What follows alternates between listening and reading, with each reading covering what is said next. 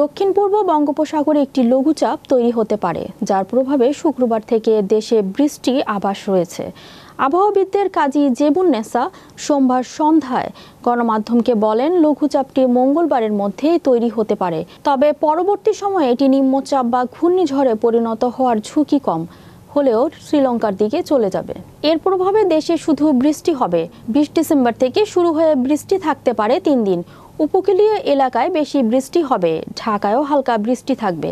এদিকে আবহাওয়া অধিদপ্তরের নিয়মিত বুলেটিনে বলা হয়, সোমবার সন্ধ্যা ৬টায় থেকে পরবর্তী ২৪ ঘন্টায় অস্থায়ীভাবে আকাশ আংশিক মেঘলাসহ সারা দেশে আবহাওয়া শুষ্ক থাকতে পারে।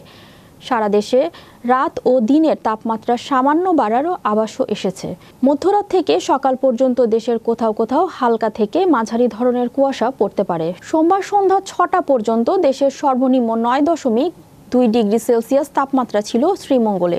সর্বোচ্চ ৩১.৫ ডিগ্রি সেলসিয়াস তাপমাত্রা রেকর্ড হয় ফেনীতে। আবহাওয়ায় ডিসেম্বর মাসের দীর্ঘমেয়াদী পূর্বাভাসে বলা হয়েছে, বঙ্গোপসাগরে ১ থেকে ২টি লঘুচাপ তৈরি হতে পারে। এর মধ্যে একটি নিম্নচাপ বা ঘূর্ণিঝড়ে পরিণত হতে পারে। মঙ্গলবার লঘুচাপটি তৈরি হলে এ নিয়ে চলতি মাসে বঙ্গোপসাগরে ২টি লঘুচাপ তৈরি হবে।